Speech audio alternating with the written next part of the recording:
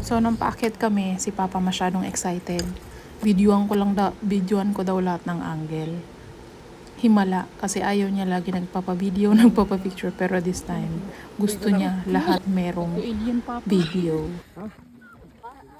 Ay, sorry. Sige po. Sige po, kayo muna. Picture ba tayo? Mamaya na tayo. Ay, Chot, you're so cute. Nagpatanggal ng bonnet. Naiinitan daw siya. Before kami mag-atok, nadaol ako ng mga drones on how to reach the peak or the second peak ng Mount Olis. Kasi yung mga sisters ko and then mga pamangkin nakapunta na dito twice. So sabi naman nila, pwede naman makaakyat. Pero syempre, kailangan ko pa rin ng virtual study on how to reach that. Then si Papa, gusto niya pang marating talaga yung pinaka highest peak, pero ako nagdadalawang isip kasi nga may mga hagdan siya na hindi pwedeng daanan ng stroller. Pero talagang si Papa determined na nandito na lang din tayo. Iakyat na natin si Teo doon. So ayun.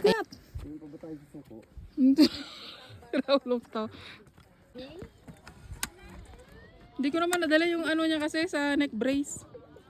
Nandun sa ano. Oh, Chot! You and your stroller. Sa part na to, nagdadalawang isip na akong iakyat si Chot kasi masyadong mataas talaga yung pagtatransferan ng stroller up to the highest peak.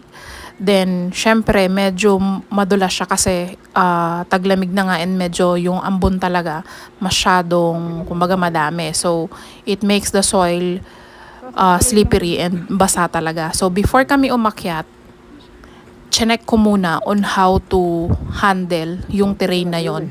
So, some of the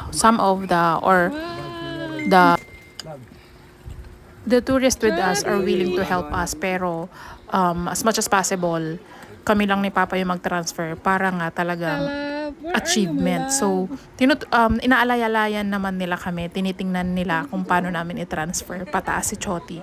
Then, nung na-reach na namin talaga yung highest peak, maririnig nyo naman na sobrang, alam nyo yon, iba yung feeling, ang saya-saya lang namin for Choti.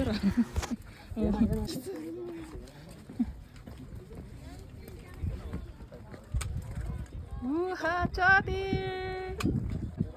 Kita na? Oo. Sorry. Ganda rito.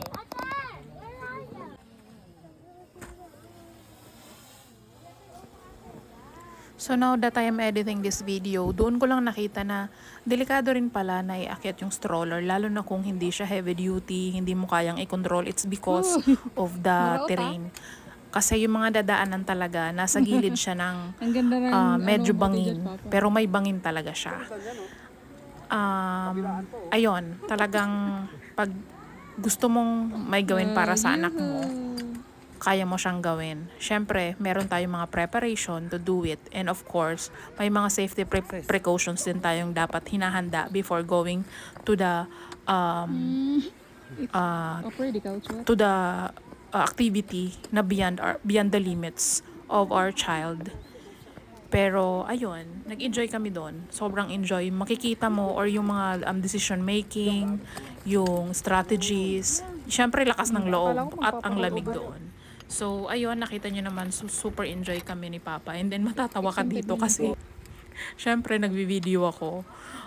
Merong dyan sa last part na yan. Sabi ko, sige Papa, kaya mo na yan. Ayan guys, thank you for watching. I hope you can get an inspiration from us, and then i-follow nyo kami lagi for strong and brave Teo, life beyond limits. Thank you for watching. Pachot, nagre-reklamo na si Papa. Moral support ka mo. Control. Control daw sabi ni mama mo. Ay, ako bagay yung videographer. Ang ganda nga dyan, no? Lagi na lang kayong may moment. Oo, mama. Hoy!